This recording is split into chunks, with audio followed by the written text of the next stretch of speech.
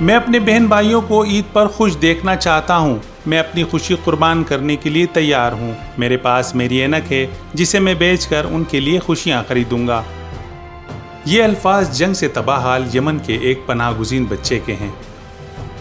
محمد جس لوہے کی تار سے بنی چیز کو اینک کہہ رہا ہے اس کی قیمت ویسے تو 4 آنے بھی نہ تھی، مگر اس کا جذبہ ایثار اللہ کو ایسا پسند آیا کہ اس کی قیمت 4000 امریکی ڈالر سے بھی زائد لگ گئی. یمنی پریس فوٹوگرافر عبداللہ الجرادی نے محمد کے اس شاہکار کو آن لائن نیلامی کے لیے پیش کیا تو غیر متوقع طور پر اس کے کئی خریدار سامنے آئے اور بولی لگانا شروع کر دی، اور چند گھنٹوں میں اس کی بولی 25 لاکھ یمنی ریال تک پہنچ گئی. محمد بے حد خوش ہے کیونکہ اس نے جو خواب دیکھا تھا اسے تعبیر مل گئی اور اب وہ اپنے بہن بھائیوں کو عید پر نئے کپڑے دلا سکے گا.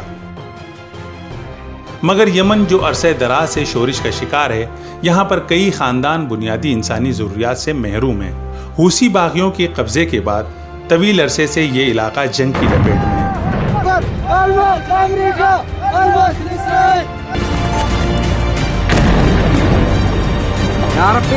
سعودی عرب کی قیادت میں عرب اتحاد کے طیارے یہاں مسلسل بمباری کر رہے ہیں تو حوثی باغیوں نے الگ ظلم و ستم کا بازار گرم کر رکھا ہے، جس کے باعث پہلے سے غربت کا شکار یمنی باشندے سنگین حالات سے دوچار ہیں.